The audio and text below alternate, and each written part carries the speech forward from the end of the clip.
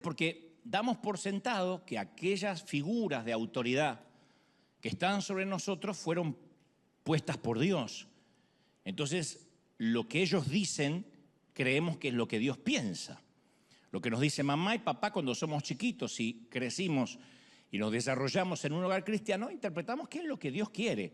¿Qué dice Dios? Y bueno, lo que papá dice que dice. ¿Qué es lo que quiere Dios después? Lo que nuestro pastor en la infancia nos predica. Porque pensamos, si ellos fueron puestos por Dios, lo que a ellos les gusta o a lo que a ellos les disgusta, por carácter transitivo, también le gusta o le disgusta a Dios. La ecuación es simple. Entonces, dependiendo de nuestra edad y de las temporadas que nos toque vivir, recibimos diferentes mensajes sobre cómo debe comportarse y cómo debe lucir una persona santa. A eso se le suma la cultura de cada país. A eso se le suma el entorno de cada hogar. Porque es más fácil decir, no hagas esto porque a Dios no le agrada, como echándole la culpa a Dios de lo que a lo mejor a mí no me agrada. Yo siempre menciono que en mi infancia tuve un pastor que ya era anciano cuando yo era chico y empezó a envejecer, lo cual no está mal porque todos vamos para ahí, pero él cometía el error de pensar que Dios envejecía con él. Entonces sus gustos pasaron a ser los gustos de Dios. Lo que a él no le gustaba, como por ejemplo la guitarra eléctrica o la batería, pasaron a ser los instrumentos del demonio, porque a él les disgustaba. Y empezó a decir lo que le gustaría que Dios dijese, no lo que Dios estaba diciendo. Por eso resulta inevitable suponer que la aceptación de Dios se basa en nuestro comportamiento, en lo que hacemos o en lo que no hacemos. Desde chiquitos, desde jóvenes. Si yo no hago tal cosa, Dios va a estar feliz. Pero si cruzo la línea, Dios se va a enfurecer. La mayoría de los pecados que nos enseñaron son los de comisión, no los de omisión. No importa si hacemos o no hacemos algo, sino lo que no hay que hacer. Entonces, en realidad, quien se enfurecía en nuestro tiempo, capaz que era nuestra madre, nuestros maestros, nuestro pastor, pero Dios cargaba con la mala reputación. Decía, esto no le agrada a Dios, y nosotros le creíamos. Y muchas de nuestras creencias, de nuestro sistema de creencias, de lo que le agrada a Dios y de lo que no le agrada a Dios, a veces es producto simplemente de las mentes de quienes nos formaron, que no está mal. Pero a veces uno tiene que hacer un análisis y decir, a ver, ¿por qué yo sigo repitiendo esta historia? Si a lo mejor no tiene sentido, pero la iglesia está llena de cosas que hacemos sin preguntarnos por qué las hacemos. Y cuando aprendemos cómo hacerlas y olvidamos el por qué, lo más posible es que estemos transitando los rieles de la tradición. Esta otra historia también te la conté muchas veces, de aquel muchacho que se casa y nota que su esposa, jovencita, hace una pizza y luego le corta las puntas y deja una pizzita cuadrada así y la mete en el horno y lo demás lo tira.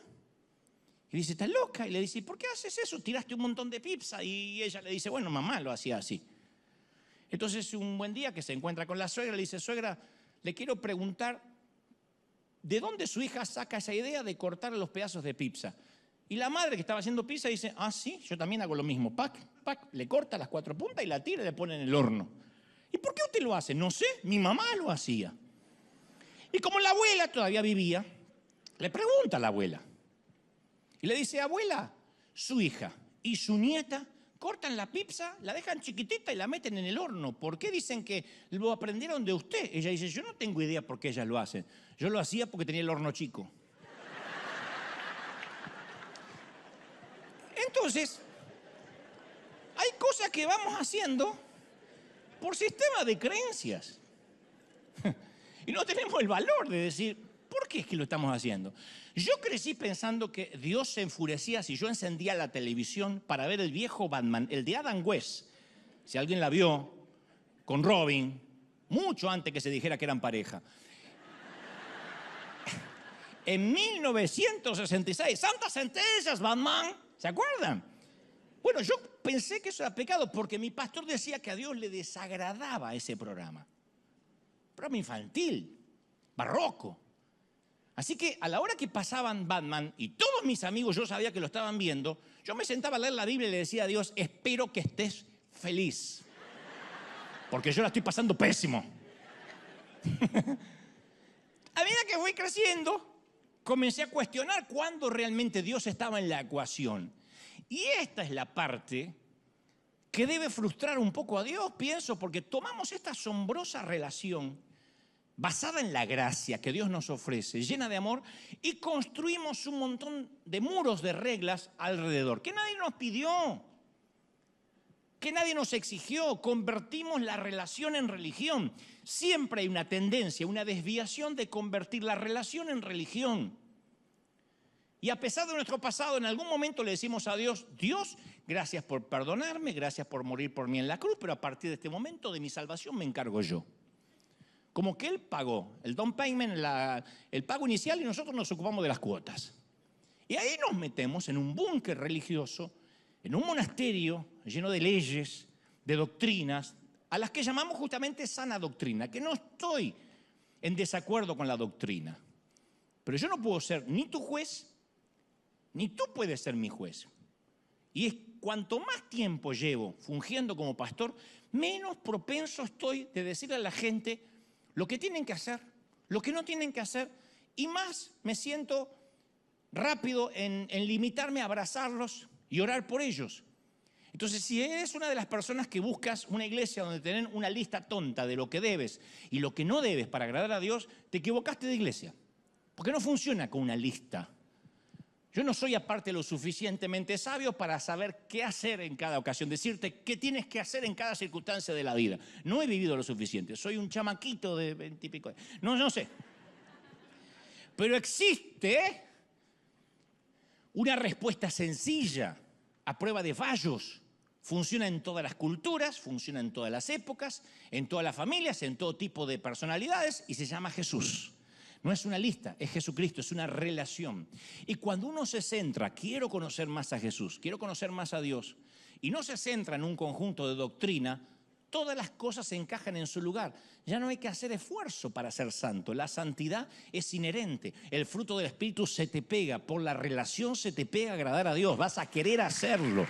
¿Están conmigo, sí o no? ¿Por qué? Porque las doctrinas tratan la conducta, pero no el corazón. Las doctrinas no tratan el carácter. Y con los años yo me fui dando cuenta que mis marcos de referencia se reducían a los mandatos de mis figuras de autoridad. Hasta el día de hoy yo soy un fundamentalista en muchas cosas, por eso me considero un legalista en recuperación, porque todavía tengo los rezagos de lo que aprendí. Lo que me decían que estaba mal, que era pecado, y yo lo creía, a veces eran boberías. Pero cuando comencé a conocer el carácter de Dios y mi relación con Él superó la religión, entonces mi vida empezó a cambiar, mi relación con Él fue más pura. Fue cuando empecé a ver a Jesús con ojos nuevos. ¿Qué es ver a Jesús con ojos nuevos? No verlo con ojos vicarios, con ojos prestados. No creer en lo que me dice que Jesús es, sino descubrir: Señor Espíritu Santo, revélame quién eres. La Biblia, sin la instrucción del Espíritu, es el libro más aburrido que vas a encontrar. Vas a decir: no entiendo nada, es aburrido. Pero cuando le dices: Espíritu Santo, enséñame, muéstrame, revélame, ¿qué quisiste decir? Esta inspiración, ¿de dónde vino? Esto es un libro, me van a permitir el término, aunque me van a liquidar los religiosos, es un libro mágico. Es un libro que entras y te pierdes. De pronto no sabes cuándo vas a empezar, dónde vas a terminar. Es un libro que está vivo. Es un libro peligroso. Es un libro que te lleva a descubrir un Dios que sigue queriendo relacionarse con nosotros. Alguien tiene que creerlo, sí o no. Ahí fue cuando dije: Jesús, ¿quién eras? Y empecé a leer los evangelios. De vuelta. A ver, muéstrame tu personalidad, por qué hablabas con quien hablabas, cómo era tu ironía, cómo le respondías a los religiosos. Y aprendí leyendo su carácter o diciéndole: Espíritu Santo, revélame cómo era Jesús o cómo fue, al menos en los años que caminó sobre la tierra. Ahí fue cuando me di cuenta que Jesús no se parecía a quien me dijeron que era diferente. Hace unos meses atrás, un artista al cual respeto mucho me contó que estaba en una crisis personal y le dije: ¿por qué no te acercas a una iglesia en tu país para buscar a Dios? Y dijo: yo no tengo problemas con Dios. Yo soy muy creyente, pero no quiero saber nada con la gente que asiste a la iglesia. Y yo le dije, ¿por qué tuviste una mala experiencia? Y me dice, no necesito ir. De tan solo ver cómo se tratan entre ustedes, yo creo que a mí me destrozarían tan solo de verme entrar. Y yo pensé, si eso es lo que algunos ven desde afuera, no es un factor que los cristianos podemos obviar como si fuera un detalle menor. Porque esta es la verdad, si estamos impidiendo que otros busquen a Jesús por culpa nuestra, eso constituye una crisis muy seria. Porque en última instancia, nuestro rechazo predica también el rechazo de Jesús. Y si esto no nos preocupa, es que no estamos entendiendo nada. Nos tiene que preocupar que la gente diga, no. Ahí está lleno de reglas y hay gente que te discrimina y que te señala. Entonces Jesús intentó grabar un axioma en nosotros, un tótem para la vida. Está obsesionado con ello. En Juan 13:35 Jesús dijo, de este modo sabrán que son mis discípulos. Nos dio un distintivo, nos dio una marca, nos dio una credencial, una ID. Dijo, les voy a dar un documento para que cuando le digan, ¿ustedes qué son? Este es el modo que los van a conocer. Si se aman los unos a los otros. No hay otro modo. Nunca dijo la doctrina, los conocerán por su manera de vestir, por sus canciones. La única manera que los conozcan, digan, estos estuvieron conmigo, va a ser por cómo se aman entre ustedes. Y en Juan 17:23 añadió, yo en ellos, Padre, y tú en mí. Permíteme que alcancen la perfección de la unidad y así el mundo reconozca que tú me enviaste y que los has amado a ellos como me has amado a mí. Una simbiosis perfecta. Existe una correlación muy clara entre cómo nos tratamos unos con los otros y cómo el mundo relaciona ese trato a cómo es nuestro Dios. Si la gente quiere saber de nuestro Dios, no tiene que escuchar un mensaje nuestro ni nuestras canciones, nos tiene que ver actuar en la semana. ¿Qué deberían deducir los inconversos, los ateos, los agnósticos de nuestra manera de tratarnos y de amarnos unos a los otros? Número uno, que obviamente le pertenecemos a Jesús, porque ¿qué otra explicación existe para una comunidad que se ama tanto? No sabés cómo se llama esa gente, no vi a uno de River hablar mal de otro de River, nunca. No vi ninguna vieja, ninguna hermana enojada porque le quitaron lugar en la fila, no vi. A una le pidieron el asiento y a pesar de que había estado de temprano, dijo, ¿cómo no? Si es por un alma nueva y se levantó. Esto es sobrenatural. Nunca había ninguna llegar al café o al bookstore diciendo, vengo a buscar la mía, a los gritos. No, es gente que está llena de Dios y de amor. Entonces, deberíamos ser tan convincentes que los demás lo interpretaran como, wow, esta gente es sobrenatural. Eso es lo que dijo Jesús. Que nos vean y digan, esta gente no pertenece acá, porque si pertenecieran acá estarían preocupados por la inflación de Biden, o si en México por AMLO y en Argentina por quien esté en el gobierno, que no sé quién está. No, que tengo que ir esta semana, sí sé quién está, pero a veces uno duda. Deberían decir, esta gente pertenece a Dios. Y según la tarjeta de presentación de Dios, ¿cuál es la tarjeta? Es el amor. Si las personas reconocen que al observarnos está Dios en nosotros, significa de que ese es el evangelio en su esencia. Y si no reconocen el amor en nosotros, no reconocen a Dios, entonces es que nos desviamos de una manera trágica. Número 2, tienen que ver que Dios nos ama mucho. Deberían deducir y decir, estas personas son gente muy amada y están imitando al Salvador. Y si están imitando a su Salvador, debe ser un buen Salvador, porque mira lo amado que se sienten, la amada que se siente.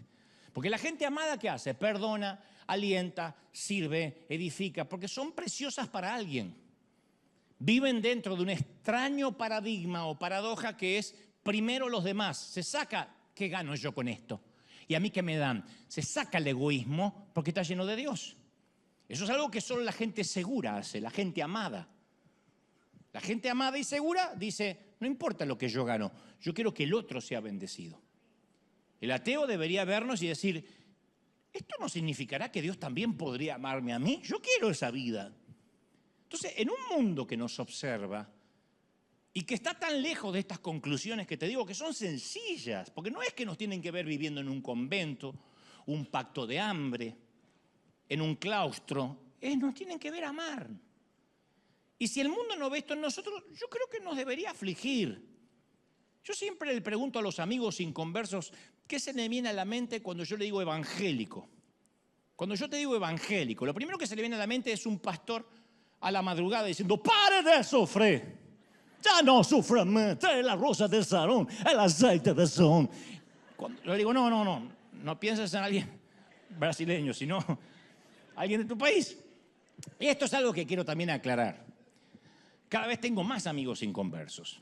Yo sé que esto le produce urticaria a mucha gente, pero cierta vez un pastor le preguntó a otro, pastor, ¿usted conoce algún homosexual o transexual? No, dijo el pastor, Dios me libre de juntarme con esos degenerados. ¿Y no conoce ningún traficante de drogas? Menos. Esa gente pervierte a nuestros jóvenes. ¿Y conoce alguna bailarina del tubo, del caño?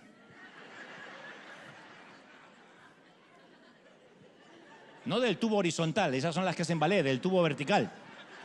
Mira cómo conoce el hermanito, ¿eh? De esos clubes para adultos. Y el otro dice, pastor, usted me está ofendiendo. No sé a qué apunta con esto. ¿Cuándo fue la última vez, sigue el otro, que le habló con una prostituta? Pastor, usted está intentando acusarme de algo, soy un hombre de Dios. Y no tengo comunión con ese tipo de gentuza. Y el otro le dijo, me lo imaginaba, por eso su iglesia nunca crece, ni va a crecer. Porque el pastor tenía muchos amigos, gente que compartía sus valores y que iban en la misma dirección moral que él. Y según la definición de Jesús, todas aquellas personas por las cuales este pastor se preocupaba entraban en la categoría de sanos.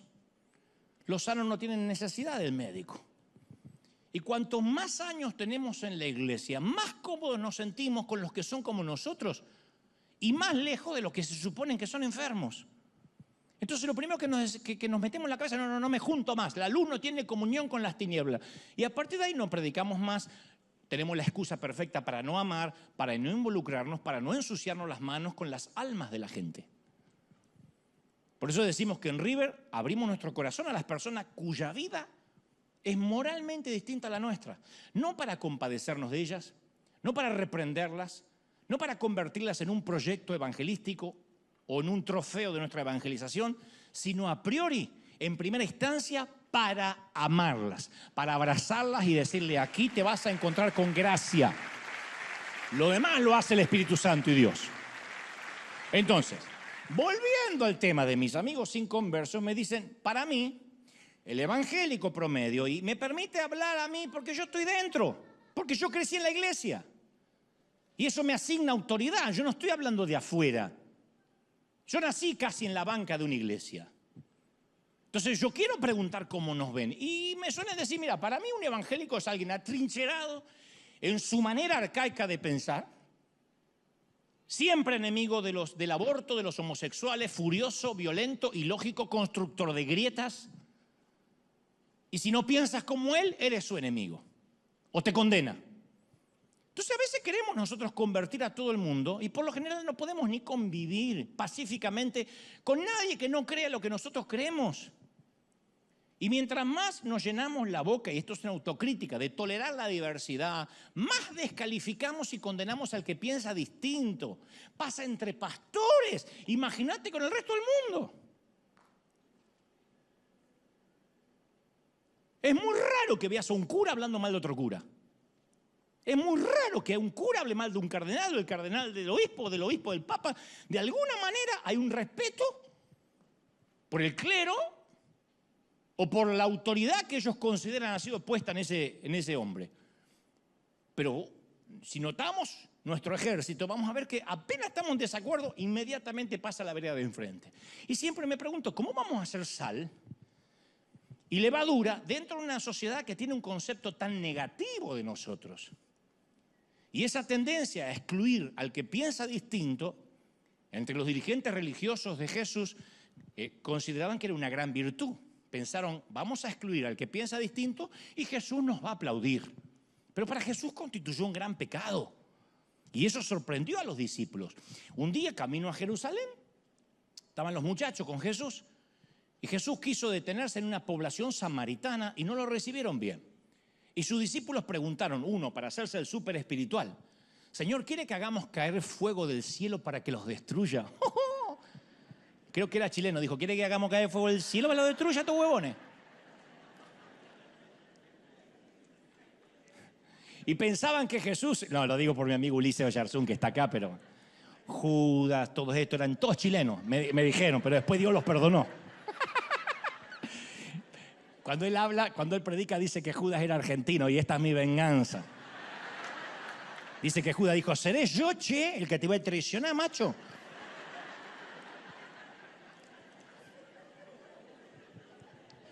¿Quiere que hagamos descender fuego del cielo? Y pensaron, esta propuesta le va a encantar a Jesús. Va a decir, qué santo que todos esos tipos.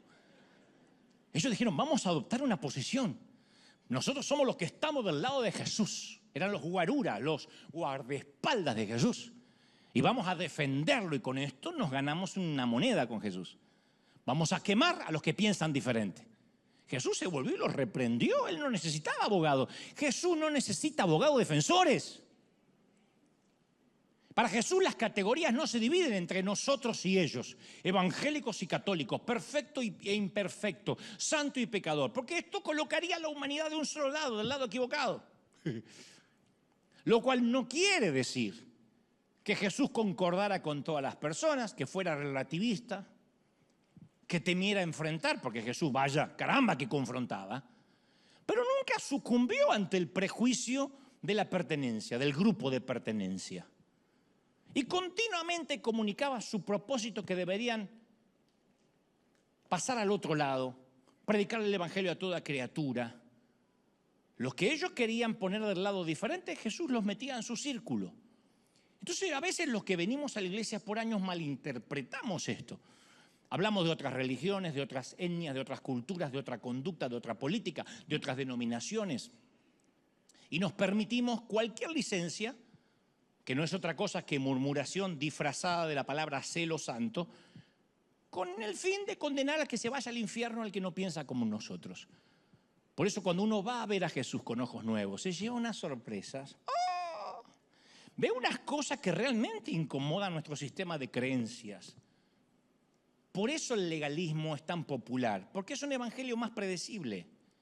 El legalismo siempre es un territorio más claro. Tú vienes aquí los domingos y yo te digo cómo se tienen que vestir las mujeres, ¿ok? Y así Dios se va a agradar. Punto, se terminó el evangelio. Entonces andan unas mujeres con la falda larga acá, que le hacen juego con la lengua. Pero nadie mira en su interior, sino el exterior. Pero funciona así, dame una regla por día. Pastor, dame una regla por día. Dime que a Dios no le agrada Batman y yo no voy a ver Batman o no voy a ver Los Simpsons y así sabré que por no ver Los Simpsons yo agradé a Dios. ¿De verdad? No, es que si puedo marcar los límites voy a estar tranquilo en cuanto a mi estatus evangélico. Ese estatus que siento la obligación que tengo que defender y de lo único que estoy seguro, de que soy evangélico y que odio el aborto. No. El camino más fácil siempre es marcar reglas. Hasta para mí es sencillo predicar un sermón legalista. Porque así yo logro que la mayoría que está acá tenga culpa y pase el altar llorando. Empiezo a decir, aquellos que tuvieron pensamientos promiscuos de sexo esta semana, aquellos que miraron pornografía, aquellos que se masturbaron, aquellos que miraron el trasero ajeno, no queda uno sentado en la silla. Queda el hipócrita que miente, ¿no? Entonces la culpa se genera rápido, la convicción de pecado no. La convicción de pecado la produce el Espíritu Santo. No quiero ofender a mi Dios, no quiero lastimar a mi Señor. Pero ¿qué hace la regla? Confirman los que están fuera y los que estamos dentro. Y confirma la teoría de que hay gente fuera. Y es un truco barato, desde luego, pero eficaz. Si yo puedo criticar tus creencias, tus interpretaciones, tus tradiciones y doctrinas, yo aseguro mi estima. No importa si son cuestiones periféricas, porque la mayoría son cuestiones periféricas. Nadie está discutiendo la Trinidad, la muerte de cruz, su posterior resurrección. Siempre estamos discutiendo boberías, la música, la vestimenta y las luces y la pantalla. Pero a mí me conforta tener la razón y el otro no. Porque si yo estoy en lo correcto, entonces continúo siendo salvo. Porque estoy en lo correcto. Entonces eso es pensar que Jesús fue golpeado, torturado, crucificado, para que después intentemos salvarnos o mantener la salvación con nuestras insignificantes pequeñas obras. ¿De verdad? No podemos abaratar el sacrificio de Jesús pretendiendo reembolsarlo. No se puede pagar. Pero como no lo podemos pagar, entonces intentamos justificarnos en comparación. Bueno, menos mal que no somos como de aquella falsa doctrina. Por lo menos no somos como los otros. Entonces, en nuestro pecadómetro tenemos pecados chiquitos, pequeños, chiquititos, medianos, grandes y escandalosos. Si vemos a alguien con un pecado pequeño, y bueno, ¿quién no? Es una persona buena. ¿Quién no quiere? ¿Quién va a querer a la suegra? Es un pecado pequeño. Está cerca de Jesús, por lo menos. Vemos a alguien con pecado más mediano y ya nos ponemos nerviosos. Estamos orando por esa persona. Tenemos que orar para que Dios trate duro. Va a tener que llamarle la atención Dios en un momento u otro. Cuando nos encontramos con un pecador escandaloso, decimos, va a arder en el infierno. Ese hombre se va directo y cómo me voy a gozar. Porque, ahora, en ningún lugar de la Biblia nosotros encontramos que Dios haga distinción en varios niveles de pecado. Yo siempre digo, Él pone al chismoso en la misma lista del homicida. Chismear es lo mismo que hubiese matado a tu suegra. ¿Lo hubieses hecho? Él no comparte nuestro sistema de evaluación. Para Él todos los pecados son igual de malos y todos los pecadores merecen el mismo amor y el mismo perdón. Todos los pecadores, chiquitos, medianos y grandes. ¿Sí o no? Ahora, es evidente que cada pecado tiene sus diferentes consecuencias. Por algunos te pueden meter hasta en la cárcel, otros te pueden romper la cara, otros no se van a notar.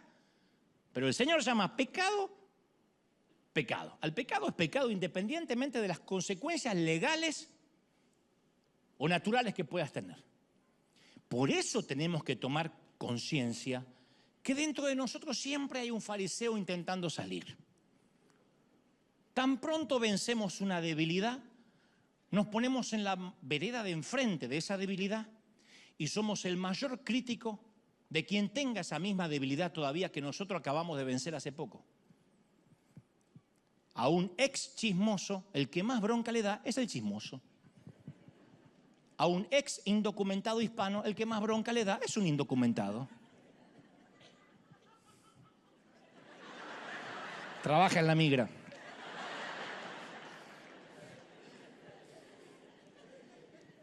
Criticar las malas acciones de los demás resulta más cómodo que tratar con las propias, siempre más cómodo. Si no, no habría haters, no habría odiosos en las redes cristianas. ¿Qué hacemos? Maquillamos leyes, las adecuamos a nuestro estilo de vida y juzgamos a los demás por esas leyes. A veces por nuestra cultura lo juzgamos. Las mujeres musulmanas que se tapan continuamente, seguramente si te ven como estás hoy, te juzgaría. Porque a una mujer no se le debe ver su rostro. Pero es un tema cultural. En todo caso religioso. No necesariamente viene de Dios.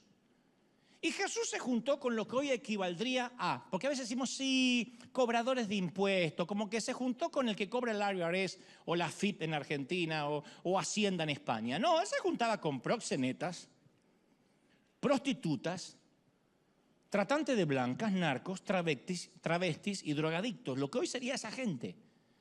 Porque en la cultura de la época, comer con esa gente implicaba que se identificaba con esa gente. No comías con quien no te identificabas, por lo menos para un judío. Y Jesús se relacionó con todo tipo de gente que los judíos respetables evitaban. Ninguna persona que se respetara a sí misma se arriesgaría a hacerse amiga de esa gente para que no se los culpara por asociación. predicarles, reprenderlos, criticarlos, hasta burlarse de ellos, incluso hubiese sido aplaudido. Pero nunca sentarse a comer. Y por sentarse alrededor de la mesa, contar chistes y disfrutar juntos, lo llevaron a Jesús a la cruz. Porque eso era quedar pegado. No había redes, pero lo veían.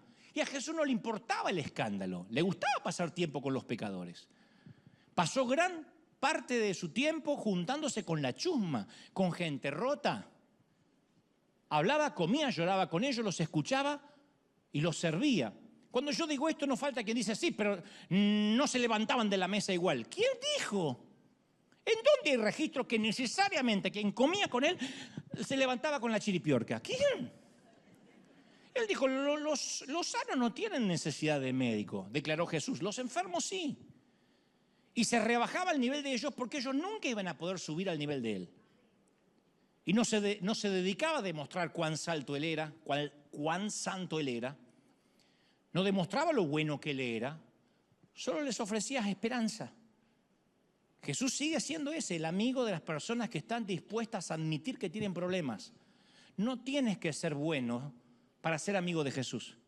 Solo necesitas ser sincero, con un corazón contrito, auténtico y humillado. Y el Señor te ama y te sienta a su mesa. ¡Como te ama el Señor!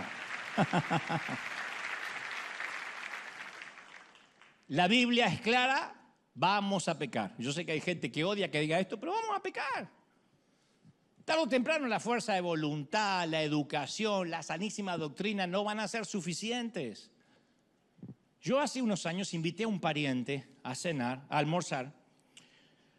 Conté esta historia también. Él se jacta siempre de tener una doctrina impoluta, una doctrina más santa que la de Pablo, porque él la perfeccionó. ¡Oh! No anda en carro de fuego porque no quiere. Y él me decía, entendiste muy mal la gracia y lo que me lastima es que estás pervirtiendo a la gente que te oye, porque la gracia solo sirve para el perdón de pecados en la cruz.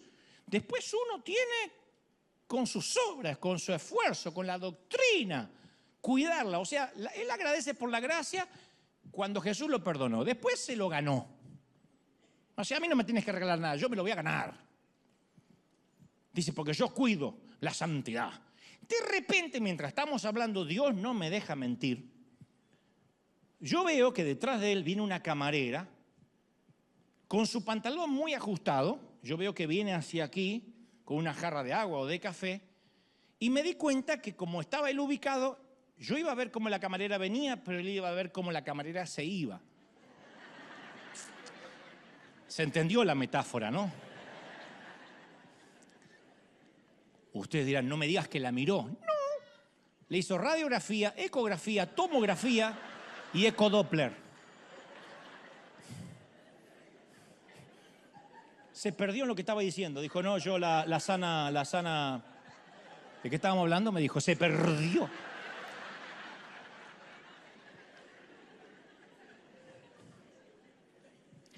¿Por qué? Porque su esperanza está en la fortaleza moral, en la doctrina.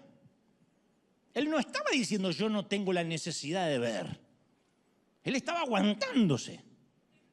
Y quienes buscaban a Jesús como un salvador político también se sentían confundidos cuando él se sentaba con pecadores y a quienes elegía por compañeros, porque ellos también, como este pariente que yo te cuento, cuidaban su santidad a fuerza de tracción a sangre. A Jesús se lo conoció como amigo de los cobradores de impuestos, grupo que se identificaba con los explotadores extranjeros, con el gobierno de facto, no con los explotados. Censuró el sistema religioso de la época, pero trató con respeto a un líder como Nicodemo. Habló acerca de los peligros del dinero, pero se mostró con compasión con el joven rico. Habló muchas veces en contra de la violencia militar, pero halagó la fe del centurión romano. Jesús honró, en resumen, la dignidad de las personas, estuviera o no estuviera de acuerdo con ellos. Él no iba a fundar un reino sobre la raza, sobre el capitalismo, sobre el socialismo u otra clase social o divisiones de cualquier índole. Todos, incluso una mestiza, con 5 maridos o un ladrón que moría en la cruz, eran bienvenidos a unirse a su reino. La persona era más importante que cualquier categoría o cualquier letra escarlata que colgara de su cuello. Jesús nunca creyó en las grietas, ni en las denominaciones. Y yo me siento mal ante esta cualidad de Jesús cada vez que yo quiero quemar a alguien en pos de mis convicciones. Porque es muy fácil, no nos damos cuenta y enseguida estamos en la otra vereda gritándole al enemigo del otro lado de la grieta. Qué difícil, mis queridos, recordar que el reino de Dios nos ordena, no nos sugiere, no nos recomienda, nos ordena amar a la mujer que acaba de salir de una clínica de aborto. La tenemos que amar. Uno dice, bueno, yo la amo, sí, pero también nos ordena amar al médico que la ayudó a abortar. No digo que está bien, estoy diciendo que los tenemos que amar. Nos ordena, no nos sugiere amar a la persona promiscua que está muriendo de HIV y al rico empresario que está explotando a los pobres. Qué difícil es recordar que el reino de Dios nos llama a amar al que no comparte nuestra doctrina, al que no es evangélico, al que dice herejías y que quisiéramos que Dios lo avergüence. Si no podemos amar a esta gente, entonces nos tenemos que preguntar, ¿estamos entendiendo el evangelio? Porque Jesús dijo, en esto conocerán que sois mis discípulos, si defendéis la doctrina evangélica. No dijo eso. Dijo, si tuvieres amor uno con el otro. Lo dijo una noche antes de morir, la noche antes de morir. Entonces mi deseo es que veamos a los pecadores como Dios los ve. Mejor dicho, como Dios nos ve.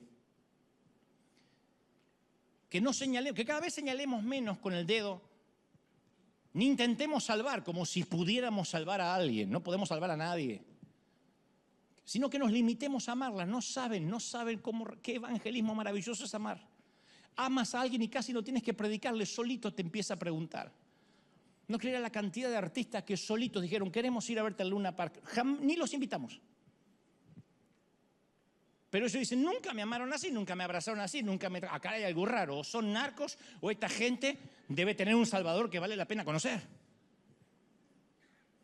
Pero muchas veces solemos ser jueces. Vestimos nuestra toga, hacemos repiquetear el martillo, decimos, caso cerrado, ande con cuidado, respete para que lo respete y que Dios nos ampare. Y no escuchamos la historia de la gente. Y Dios ha redimido todas las personas a través de la historia, de todas las culturas, de los países, de los poderes mundiales, de los sistemas, de las órdenes religiosas, corrientes, movimientos, corazones humanos, desde el principio de los tiempos.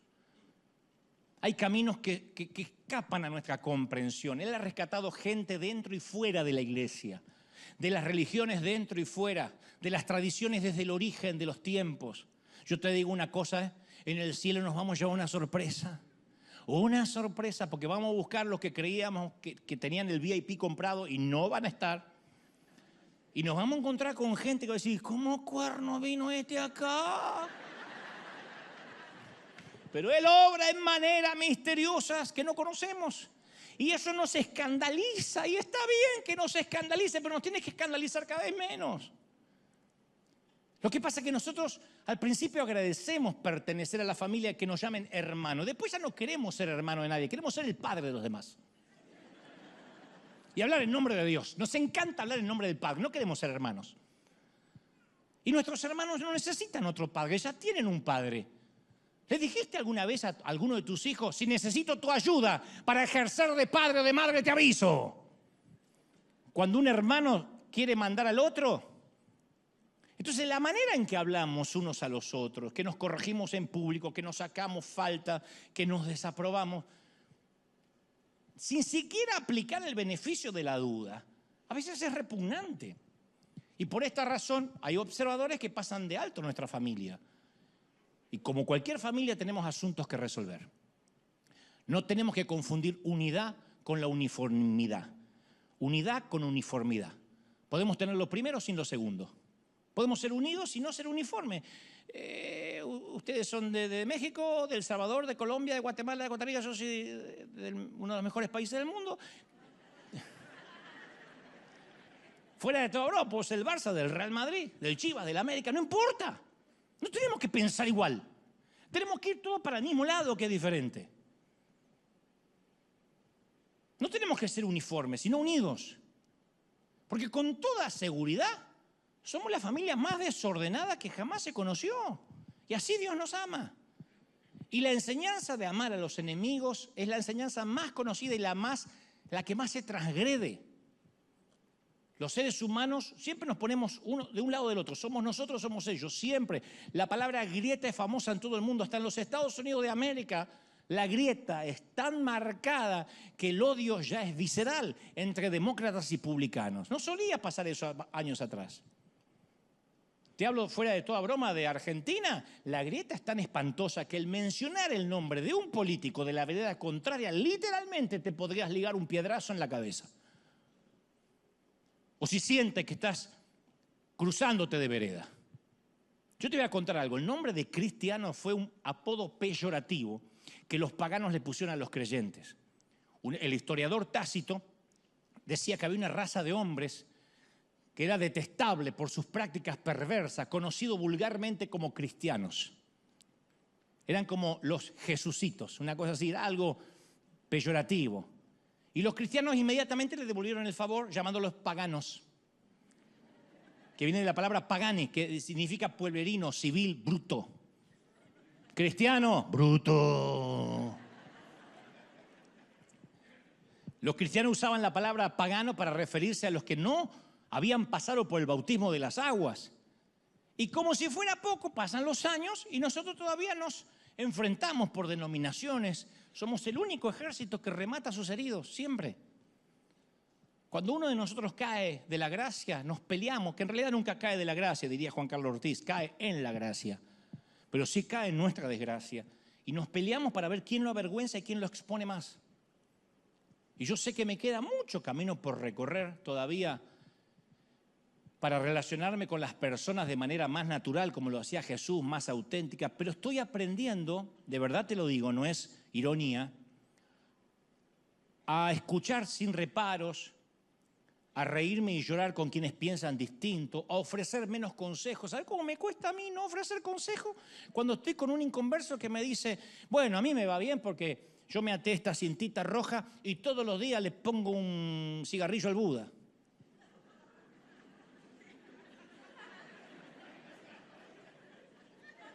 Tengo unas ganas, pero no me está pidiendo consejo. Y hay una parte mía que es el fariseo que quiere salir. Y hay otra parte que me dice, pará, si total la charla recién empieza, ya solito va a venir. Y va a ver dónde queda el gordo ese con el cigarrillo. Pero, entonces, no me toca convencer a mí los que están equivocados y que yo estoy en lo correcto. No es tarea mía. Una de las cosas que aprendí de grande, nada más que me molesta haber aprendido de grande. Ahí viste que hay cosas que decir, ¿por qué no las supe visto a los 20? A mí no me toca cambiar a nadie. No soy el Espíritu Santo. Yo no convenzo a nadie de pecado. Yo no tengo que cambiar a nadie. A nadie. ¡Qué alivio! De hecho, imagínate que yo dijera, vamos a cambiar a esta gente. ¡Qué planteamiento arrogante! Pero a veces hasta somos groseros. Conocemos a un gay o a una pareja que convive sin estar casada y pensamos que tenemos la obligación de decirle inmediatamente en el primer encuentro lo que Dios piensa respecto a su sexualidad. Hay que decírselo. Como si la vida sexual fuera lo primero en la agenda de Dios.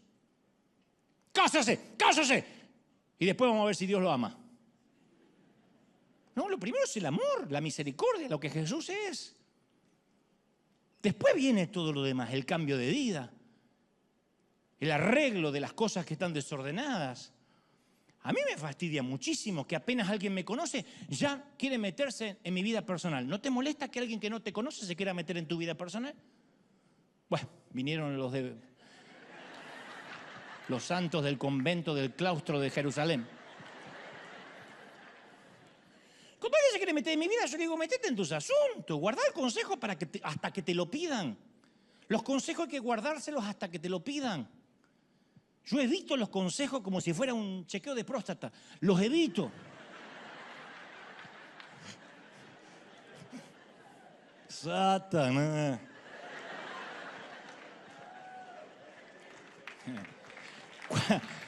Cuando el pecado... Si no estoy pidiendo consejo. Cuando el pecado se vuelve más importante que el pecador, eso es una alarma en nuestra cabeza. Danger, danger, danger.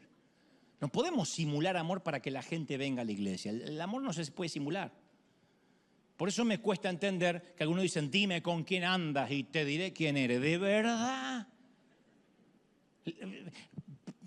¿Leyeron la vida de Jesús una sola vez?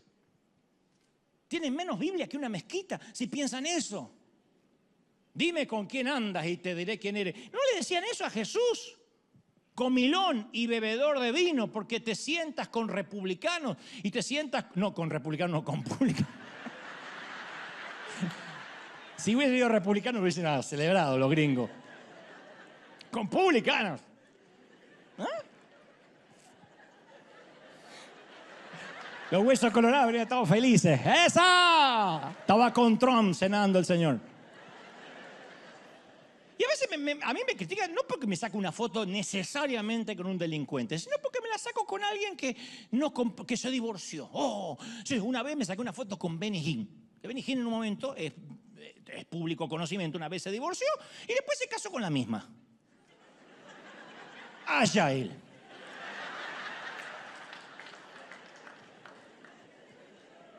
Pero parece que hubiese sacado con Satanás. Y nos olvidamos que el hombre escribió libros de bendición, que su libro Buenos días Espíritu Santo nos dejó llorando a unos cuantos. Ya no importa más nada. Si David se equivocó, del Salmo 51 para adelante hay que romper la Biblia. De verdad. Entonces a veces nos agarra urticaria. Ser buen cristiano no es tener la sana doctrina. Los fariseos tenían una doctrina impecable. Y Jesús redujo todo eso. En esto conocerán que sois mis discípulos, que os améis unos a los otros. Es el acto más subversivo que la iglesia puede tener. Mínimo entre nosotros para empezar, mínimo. Que nos defendamos codo a codo. Y no defendamos al perfecto, al que no se equivoca, defendamos al que viene lisiado del alma. Porque nuestros mejores esfuerzos por transformar la sociedad y la cultura no le va a enseñar nada al mundo. Lo que le va a enseñar al mundo es que nos amemos. Para amar al mundo tienen que ver nuestro ejemplo. Y Jesús nunca permitió que ninguna institución interfiriera con su amor por la gente. Y si mi activismo, por muy bien intencionado que esté, no incluye el amor, entonces no entendí el Evangelio de Jesús. ¿De verdad? Uy, menos mal, ya agarramos a aquella pareja que convivió y la casamos, ya está. Gloria a Dios que ya le metimos un anillo, una alianza y... ¿Quién la casó? Un Elvis Presley en La Vega. Pero la casamos. Estoy atascado en la ley. Y no el Evangelio de la gracia. Y la señal distintiva no es la sana doctrina ni la superioridad moral, es el amor. Pablo dijo en 1 Corintios 13, sin amor, nada de cuanto hagamos, ni lenguas angélicas, ni agudeza teológica, ni ardiente sacrificio personal va a servir. Y te cuento una ironía, las iglesias que a veces se jactan de tener la más impoluta doctrina, son las que más odian. Gente que pone lobos rapaz, se van a arder en el infierno. Yo lo superé, yo hasta convivo con eso y hasta quiero decir que lo disfruto. Pero hay mucha gente rota que fue herida. Porque el odio visceral termina eclipsando cualquier falda larga. El odio eclipsa cualquier mantilla en la cabeza. Hay gente que si no fuera un delito criminal, con placer se pondría las capuchas del Ku Klux Klan e incendiarían la casa del que tiene otra denominación. Por lo menos a mí ya me dicen quemado hace rato, con antorchas. Y ahí es cuando somos sabios como palomas. Las palomas tienen un cerebro así. Sabios como paloma y astutos y mansos como serpiente. En vez de ser astuto como la serpiente y manso como la paloma, somos exactamente al revés. Somos mansos como serpientes. Y el Señor nos llamó sepulcros blanqueados. ¿Por qué alguien va a querer blanquear un sepulcro? Para hacer de cuenta que ahí hay vida y no muerte. Yo te engaño para que pienses que soy mejor. Escondo mi odio con una sonrisa. Pretendo ayudarte, pero espero que fracases. Te digo algo como con todo respeto, que Dios le bendiga, pero detrás está mi verborrea venenosa. Te digo, Dios te bendiga, pero luego digo, ojalá que Dios lo avergüence. Aunque después ponga, seguiré orando por usted. Y me muestro cariñoso cuando estoy lleno de envidia, de celos. Y debido al énfasis que Jesús pone en el corazón, la bondad no empieza con una buena conducta. Pablo habla de las riquezas de la gracia de Dios. Si la gracia es tan rica, ¿por qué no la mostramos más? ¿Por qué no repartimos el aroma de la gracia y menos toxicidad? Y tal como Jesús le señaló a los fariseos, no es preocuparse por la moral. La moral es algo que se va alineando solo cuando uno ama a Dios. La doctrina apartada de la gracia resuelve poco. Estigmatizar a las madres solteras, perseguir a alguien que todavía ha estado atado a la pornografía, castigar a los que quebrantan la ley, no va a traer el reino a la tierra. Solamente va a haber gente hipócrita que va a mentir y simular, como en la mayoría de las congregaciones, que es santa para que el pastor no la descubra. Y si todo es agradar al pastor, volvemos a cuando éramos niños, cuando mamá decía: a Dios le ofende que te olvidaste el regalo para el Día de las Madres. Y otra vez el sistema de creencia nos vuelve a dominar. Yo creo que a veces pensamos que vivimos en Babilonia, atrapados en una sociedad hostil contra la fe. Pero yo pienso que vivimos en un lugar más parecido a Samaria. En los tiempos de Jesús los samaritanos eran primos hermanos de los judíos. Había mucha similitud, eran dos pueblos muy similares. Y como miembros apartados de la familia, viste que cuando dos familiares se dejan de hablar hay mucho resentimiento porque se conocen mucho. Para los judíos, los samaritanos eran simplemente herejes. Juan explica, los judíos no tienen nada en común con los samaritanos, nada. Porque a veces los grupos más cercanos entre sí son los que más se odian. Las personas más parecidas son las que generan más resentimiento entre los dos grupos. Y esto era cierto en los tiempos de Jesús. Lo acusaban a Jesús diciendo: no tenemos razón al decir que eres endemoniado y samaritano. Era el peor insulto, samaritano. Nunca odiamos a quien tiene una religión extraña. Nos peleamos y detestamos a quien se pelea por tener la exclusividad de la verdad. De ahí surgen las divisiones. Yo hablé con Dios. No. Yo hablé con Dios y me dijo otra cosa. No. A mí no me dijo lo mismo. Y Pablo dice: usemos las armas de la gracia con los que se nos oponen. Como decía Juan Carlos Ortiz, yo le decía a veces a Ortiz: Juan Carlos, ¿cómo soportás a fulanito? Y decía: pero pobrecito, si ni el diablo lo aguanta. Si no lo amo yo, ¿quién lo va a amar? Y cuando los fariseos le decían a Jesús, ¡samaritano! Él rechazó la acusación de que estaba poseído, pero no protestó ante el insulto racial. Con toda intención se contó una historia que se llamaba el buen samaritano, que es como decir hoy el buen nazi. Se apartó del camino para visitar una aldea samaritana.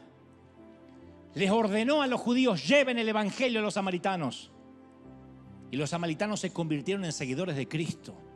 Recibieron el Espíritu Santo por medio de Juan, que fue quien había dicho: ¿quieres que oremos para que caiga fuego